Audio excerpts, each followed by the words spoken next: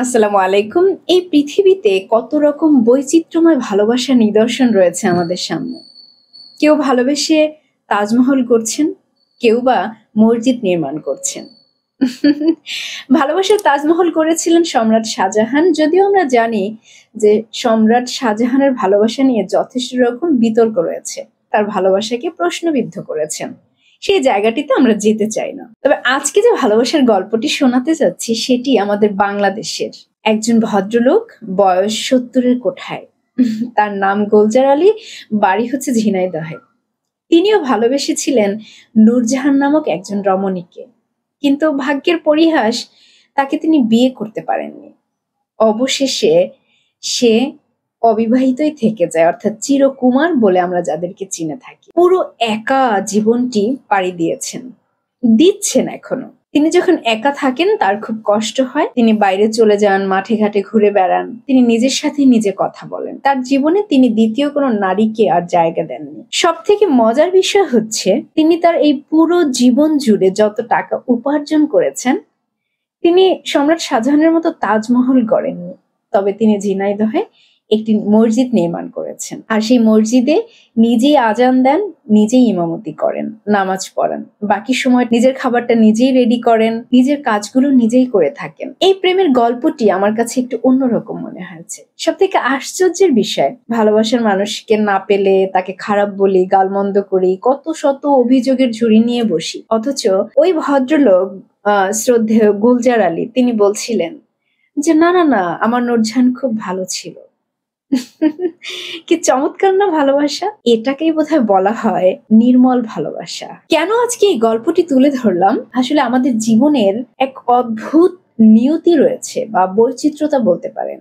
তা হচ্ছে, ভালোবাসার উপরে ভীষণ রকম কন্ট্রোল থাকা প্রয়োজন। কেন কন্ট্রোল প্রয়োজন? কারণ আপনি যদি কাউকে বা কোনো কিছুকে খুব বেশি করে ভালোবাসেন, আঁকড়ে ধরে রাখতে চান, বেশিরভাগ ক্ষেত্রেই সেই ভালোবাসাটি আপনার থেকে শত শত মাইল দূরে চলে যাবে। তারা আমাদের জীবনে থাকে না, কেন জানি না। হয়তো এটাকেই বলা হয় নিয়তি, হয়তো এটাকেই বলা হয় পরীক্ষা, ধৈর্যের পরীক্ষা, ইমানের পরীক্ষা, ভালোবাসার পরীক্ষা। সর্বোপরি জানি না আসলে কি দিয়ে সংজ্ঞায়িত করা যায়। তবে আমার কাছে মনে হয় যে জীবনে ভালো থাকার জন্য, সুখী থাকার জন্য এই সেলফ কন্ট্রোলটা অনেক বেশি প্রয়োজন। আমরা অবশ্যই মন উজাড় করে ভালোবাসবো, ভালোবাসা দেব, কিন্তু আমরা না সেই ভালোবাসাকে প্রকাশ করবো না ওভাবে। যদি ভালোবাসাকে প্রকাশ করে ফেলি আমরা, বিশেষ করে মানুষের প্রতি ভালোবাসাকে, তখন এই আমাদের মূল্যবান হৃদয় নিংড়ানো ভালোবাসাটা ওই মানুষগুলোর কাছে, তাদের কাছে অনেকটাই মূল্যহীন হয়ে যায়।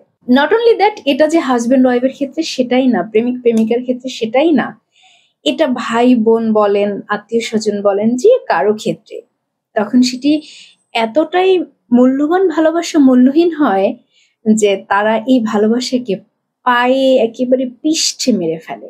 এতটাই এই ভালোবাসাকে অবহেলা করে যে একেবারে টিস্যু পেপারের মতো ইউজ করার পরে ছুঁড়ে ফেলে দেয়। আর আমরা তখন, যারা সত্যিকার অর্থে ভালোবাসা দিয়ে যাই, আমরা হৃদয়ের আত্মচিৎকারে ছটফট করতে থাকি।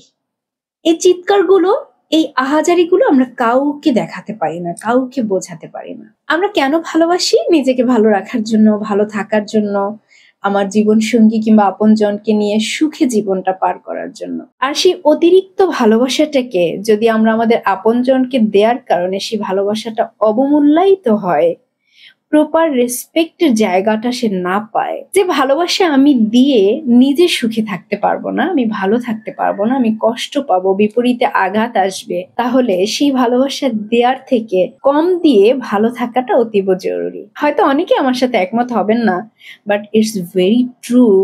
আপনি আপনার জীবনে যদি কখনো এভাবে ঠকে যান, অপমান, অবজ্ঞা, অবহেলা পান, সেদিন আপনি রিয়ালাইজ করতে পারবেন যে সত্যিই তো ভালোবাসা বেশি দেয়া ভালো না। আর তাছাড়া আমাদের ইসলাম ধর্মে রয়েছে, কোনো কিছু অতিরিক্ত করা ভালো না। শুধুমাত্র এই অতিরিক্ত ভালোবাসা পাওয়ার অধিকার একজনেরই রয়েছে, তিনি হচ্ছেন আমাদের সৃষ্টিকর্তা, আমাদের রব, আমাদের আল্লাহ। তিনি একমাত্র অতিরিক্ত ভালোবাসা পাওয়ার যোগ্য। সুতরাং অতিরিক্ত ভালোবাসাটা আমরা একমাত্র আমাদের আল্লাহর জন্যই রাখবো, তার সাথেই সেই প্রেমের সম্পর্কটি গড়ে তুলবো। তাতে করে আপনি দেখবেন যে আপনি জীবনে অনেক বেশি ভালো থাকবেন।